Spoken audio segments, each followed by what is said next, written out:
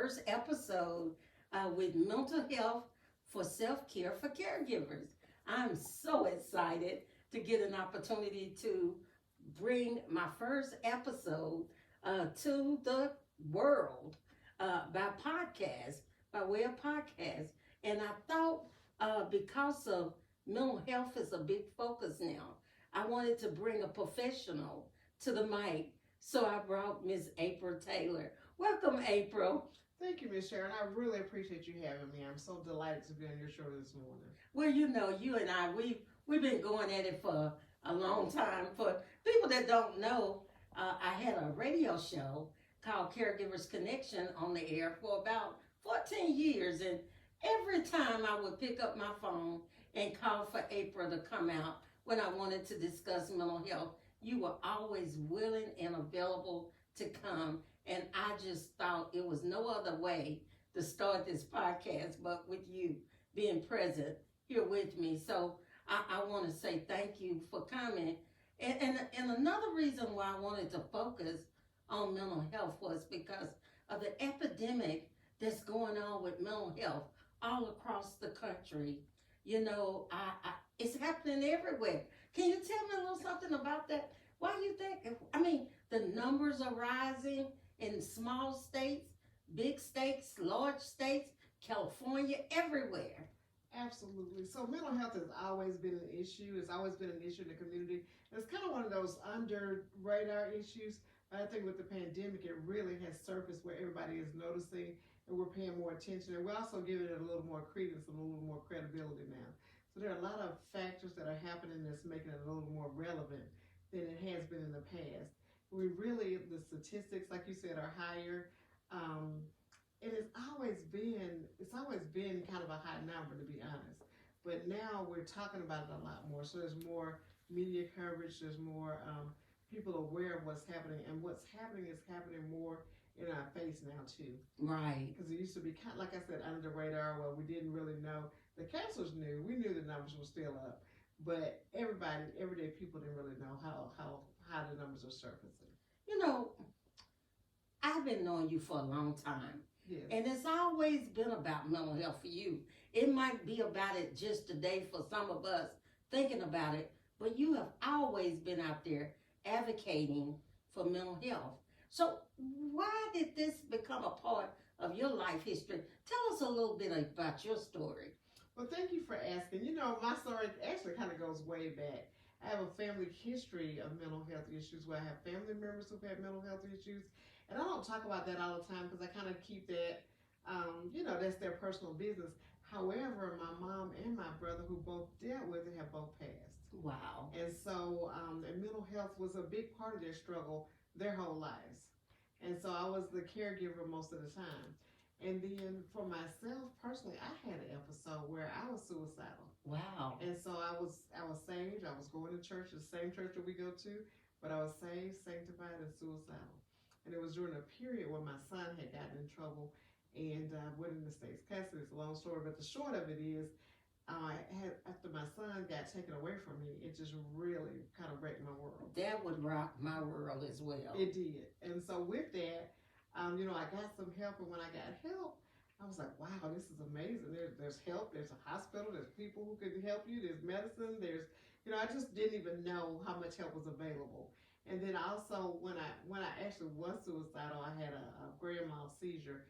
Went in the hospital I went in the hospital for I guess the same day got out, but it took me a couple of weeks to recover because that seizure was a serious seizure.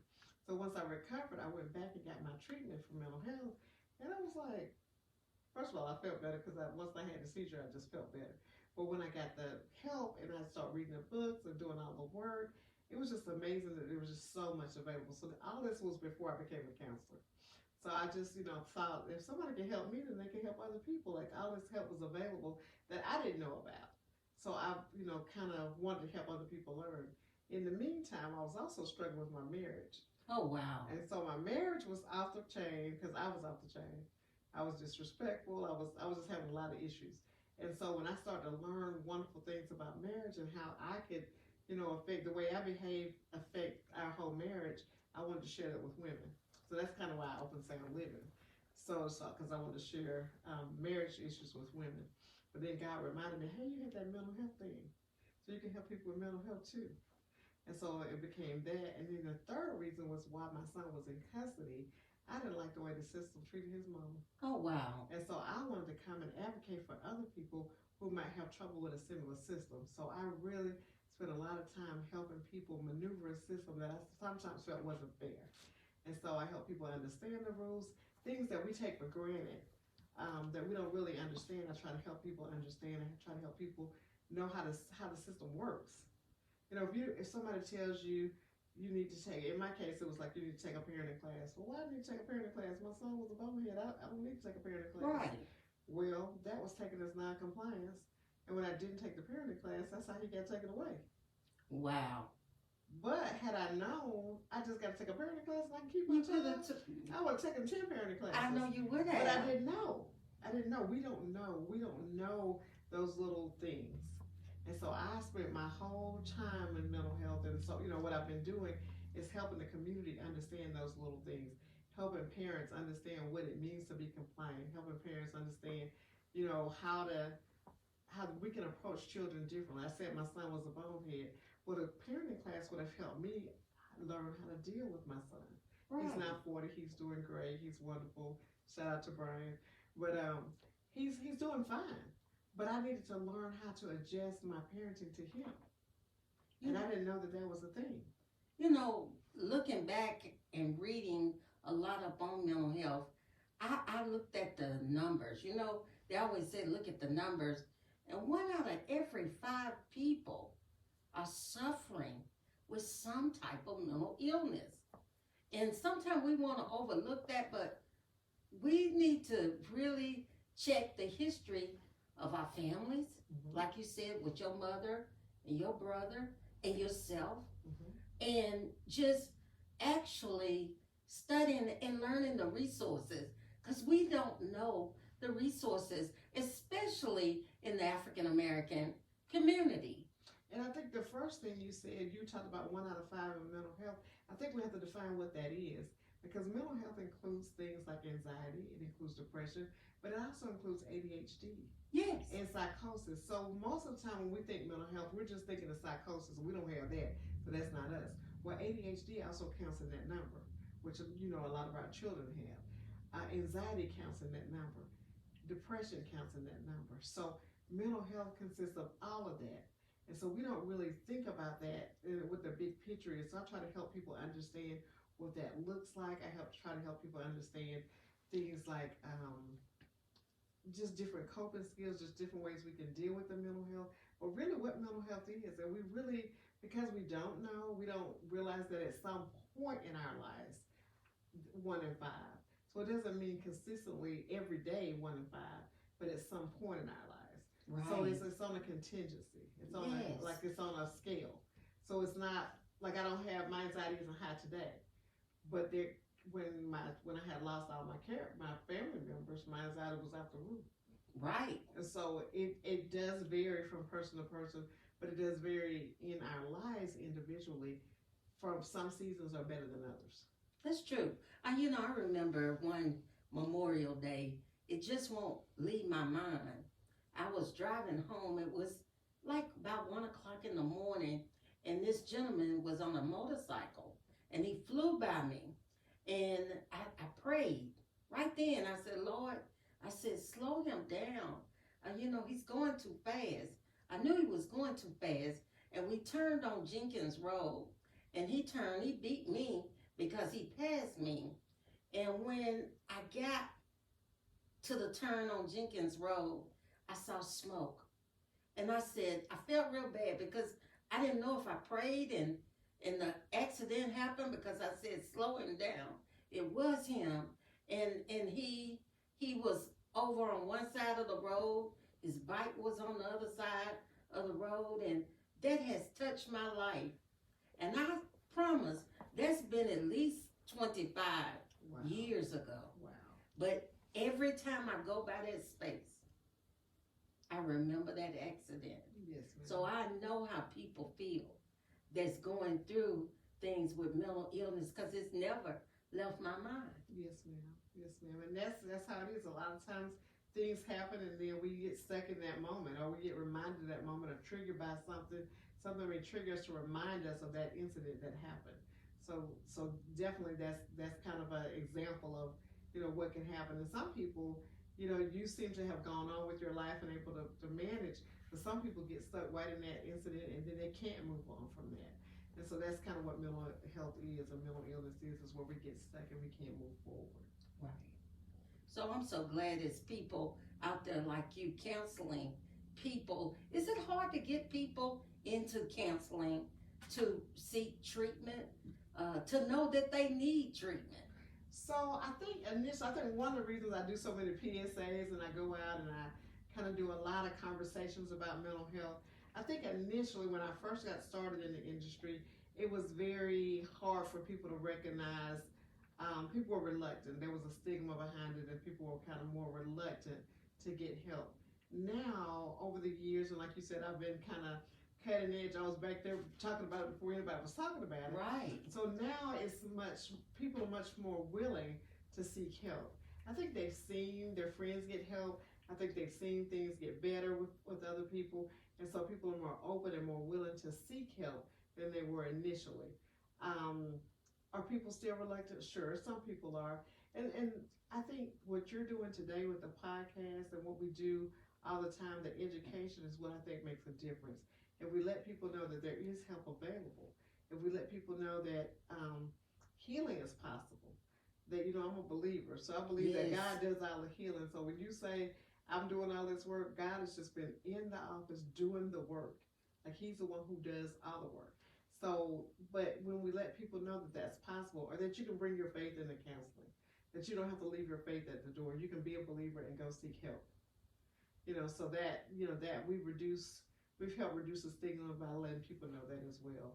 And also, it's okay to ask for help. It's okay to Yes. struggle. It's okay to, you can be awesome and wonderful and successful and still struggle with mental health. Not leaving the subject, but to talk about why we're here today is in the month of July of this year, I went to Miami, believe it or not, and I sit under the direction of the number one podcaster in the nation, Okay. David Sands. Okay. He brought a summit to Miami. He lives in Atlanta, and something says, Sharon, go and try to take the young people with you. Okay. And when I got there, I found out that podcaster listeners are young people between the age of 18 to 40. But I said, I gotta get them baby boomers into this. We're the last to come on board with a lot of things, like we were to Facebook and they laugh about us. But he encouraged us, and he said that this was gonna be the number one way to get information to people that will give people an opportunity to learn about different things and not be interrupted with commercials and all that type of stuff. And we could learn through podcasting. And I began to listen to podcasting, and I said, I did 14 years on the radio, different radio stations and TV and everything. But I said, but if somebody could just listen and I could draw caregivers to me, people that needed self-care, people that was dealing with mental health, that's our story. That's what we've been totally involved in, and I've been involved in it now for 39 years. I've been a nurse 39 years, and I said I wanted to do something like this and bring some purpose to life. When you get a feeling that you're really making a difference. Absolutely. Well, that's one of the things I like about you, Miss Sharon. You will go out and you will try new things, and you'll be on the cutting edge, and you'll start new things, and you're not scared to go out and find out what's happening out there. So I appreciate you going and bringing that information back to us and back to the community, because that's helpful as well. Yeah, and sisters, we are doing things so unique now. We have learned that coming together makes a big difference.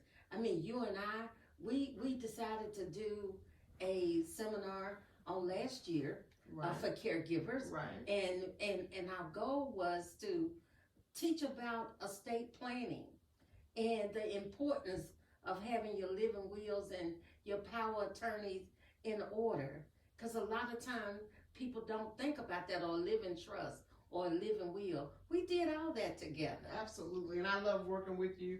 As a matter of fact, it just shows that we can work together in the community, and we make a big difference when we come together. So when we come and have a conversation about caregivers, when we have a conversation about mental health, it does make a difference. Yes, and people want to know. Absolutely. Since I've been off the air since April of last year, you wouldn't believe the amount of people that come to me and say they miss me from being on the air.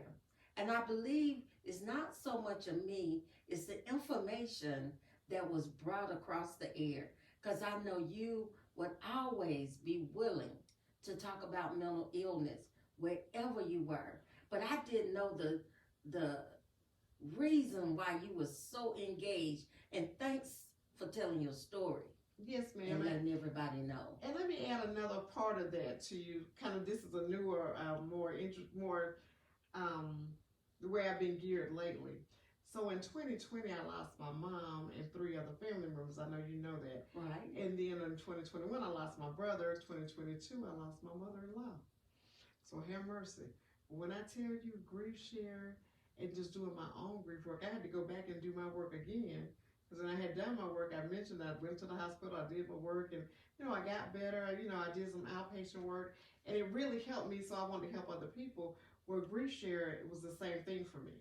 I went back and I did my work with grief share. We got some chapters started in Chattanooga. There's some new news coming on for that. I won't announce it here, but there's new stuff coming on. We'll be Coming out along. We'll be watching for Absolutely, absolutely. But I had to go and do my own work again. So I advocate for other people to do their work because I've done my work. And I consistently will do my work. Whatever, I've had childhood trauma, so when I deal with trauma conferences, I do my own work with that as well. I just think that we have to do our work so that we can help other people. But we also do our work so that we can let people know it's possible. That healing is possible. You can go through all the stuff that we've been through.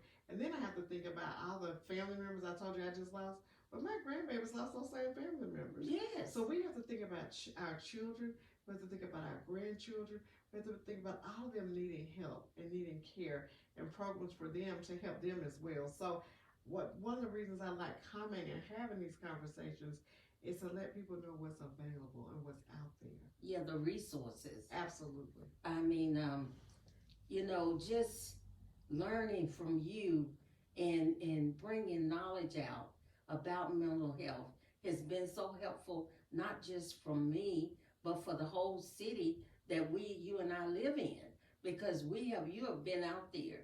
Every time it's a workshop or a health fair, I see you there. And that is excellent for you to spread your knowledge around the world. And that's what we want to do today. I mean, that's the reason why I said no one other than you to come to the mic to sit in on a podcast, to educate. Yes, ma'am. Well, I'm glad you invited me. And let's talk about anxiety. Let's talk about a few of those things about mental health so that we can kind of give some information to our community. Anxiety is something that we kind of take for granted. Right. That most of us deal with it at one point or another. It's very normal. It's fear-based. We're all afraid of something. Sometimes if there's like a little black slithery thing on the floor over there, I'm gonna jump because I don't do those little black slithery things. But that's normal. It's very good too, because if that thing were poisonous, it's good that I jump and get out of the way because I don't want to get bit, right? Right. Now, of course, if it's a pet and it's small and it's the kind of thing that other people play with, it may not make sense for me to be afraid of it, but it's normal to be afraid. And so that's what anxiety is. It's our fearful reaction to things that we're afraid of.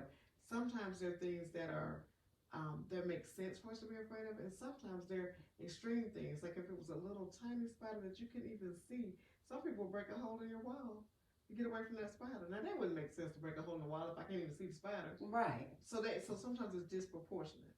So that's what anxiety is. Sometimes when our fears are disproportionate to what the actual threat is. And so that's one thing.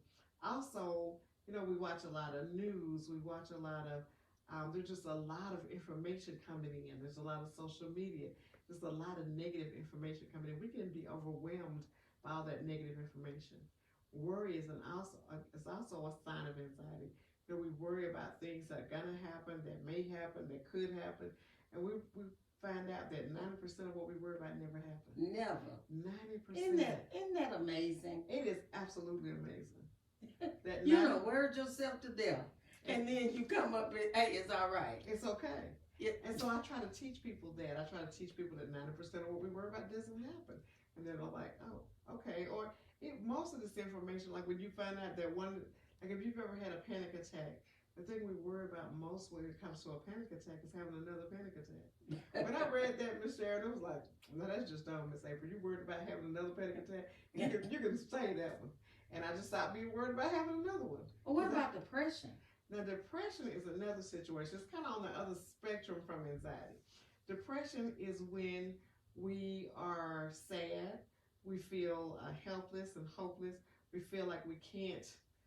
Sometimes it has symptoms like sometimes we stay in bed, sometimes we oversleep, sometimes we undersleep, sometimes we overeat, sometimes we undereat. We can do those with anxiety as well. But we get stuck. That's what depression looks like. We get stuck. And so it comes from, sometimes it can be hereditary. Sometimes it can be something that happens in our lives. We can lose a loved one, but we can also lose a boyfriend or break up or something like that. So we have a lot of different things that can cause depression or anxiety. Now with depression, we want to eat, we want to exercise, we want to get rest. If we get enough sleep, the right amount of sleep, not too much, but the right amount of sleep, we can get better from these things. And so it's a serious thing, but it's something that can be helped. And I do want to talk about medication for a minute, because a lot of people try to stay away from medication.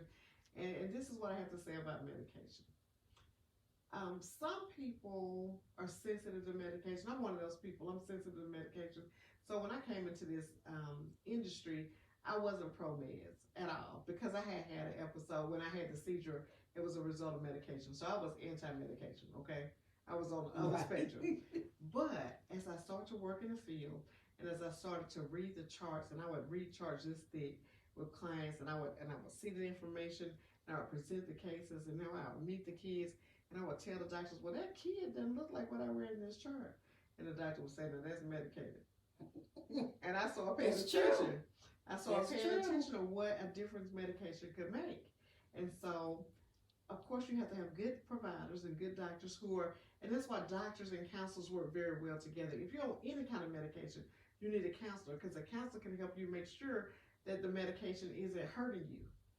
A counselor, we're not the same as a nurse, but if you're seeing me weekly and you're seeing the doctor every 3 months, I'm going to catch that before the doctor can. Right. And so that's why going to counseling is so important, because we're going to help you work through what's going on with the medication. So I learned that medication can be very helpful, that we need good doctors to make sure we're getting the right dosage, that if we take a medication and it doesn't do well with us, that we can speak up about that. Right. And we can say, hey, this isn't working. As a nurse, if you saw a patient and they took the medication and they looked different after they took the medication, you're going to say, wait a minute, doctor, something's wrong with that patient. That's what happened with me. The nurse told the doctor, don't give her no more medicine. Like it wasn't working for her. And so then we had to stop. That was after I had the seizure. They were still trying to give me medicine. And they really realized that I'm just so super sensitive I couldn't take anything. So I've been non-medicated, except for with my episodes when I had my grief and loss, I take a little bit of something. But other than that, I've been non-medicated for about 25 years. Excellent. And that's just a miracle. But it's just because my system is sensitive. Now, does that mean everybody can go with that medication? No. It doesn't. I'm a witness to that, because I take care of mental health people with psychosocial rehab. And to talk about that a little bit, with us having this homeless population, sometimes you look at people that's homeless and you say, well, how can they just stay out on the street and be okay with that? But something is going on deep down inside, right, that's causing them to want to stay out there. Even when you offer them help. Sometimes I seen a stat on a couple of weeks ago in California, and they were saying all the people that turned down assistance for mental health. and only one person in California that wanted to do it because a lot of them want to continue to uh, do the things that they think that makes them feel good, Right. the drugs, the alcohol, and they know that they need money in order to do that, so they don't want to give up a lot of things, and so when we get those people and say everybody's saying that they want to help people with mental illness, but I think it goes down deeper than that. I think you need to work with that person one on one. I think they need to know that, hey, how you dressed this morning. That's just not good. That's not good enough. You didn't even comb your hair. You didn't even wash your face. Maybe they're not thinking about washing their face or combing their hair because they hadn't done it. But just with somebody bringing it to their attention. Well, that's one of the things, and I'm glad you mentioned the hygiene.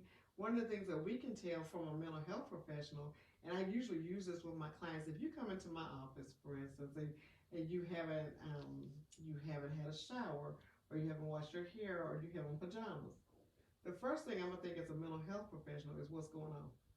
That is the first thing I'm gonna think. So when I have people that come in that way, and they don't think nothing of it, just like you said, they don't even notice they hadn't had a shower yet. And so when I pointed out that from a mental health professional, we think something must be going on. If there's nothing going on, guess what the next thing they do when they come back? They shower, they hair comb, they got the shoes on, they don't So have you on made a pajamas. difference, right? We make a difference because they didn't know. They didn't know that that's how we look at it as a professional. And so I let my teenagers know that as well, because we have teenagers with the hygiene issues as well. And I'm like, okay, now is this teenager laziness and you don't really want to take a shower, or is there something going on mentally? Right. So if you're not taking a shower, you're not washing your hair, you're not brushing your teeth, then there's something going on with you. So we're gonna see next week how you do.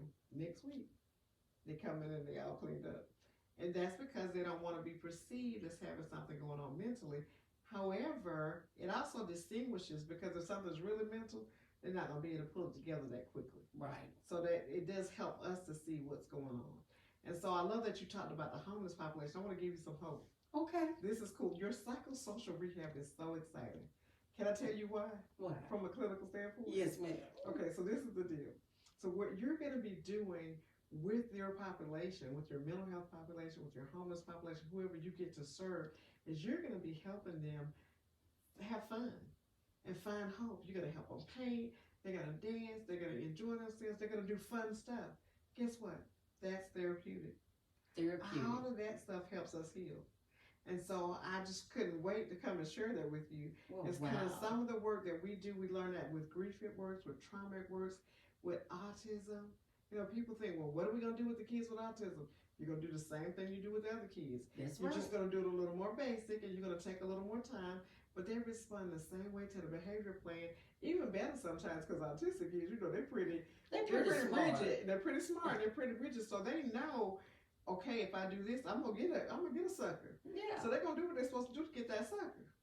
But the same thing with homeless people. They're gonna, if they're having fun, if you're dancing, if you're painting, you're doing movies, you're doing art, you're doing things they enjoy. Guess what? You're gonna start feeling better. Just like we start feeling better when we do things we enjoy. That's true. When you went to Miami, did you have a good time? I had a ball. Okay, and then you feel better because you're traveling, right? I felt great. And with my grandson, he and I, we said that we had an opportunity to socialize and get to know each other. Because me and him had never been away together for a few days, just him and I. And it was fun.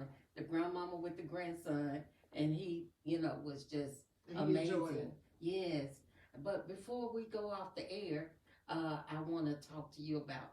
Tell me what you think about the new telephone number, the 988 that they got out now to use for suicidal.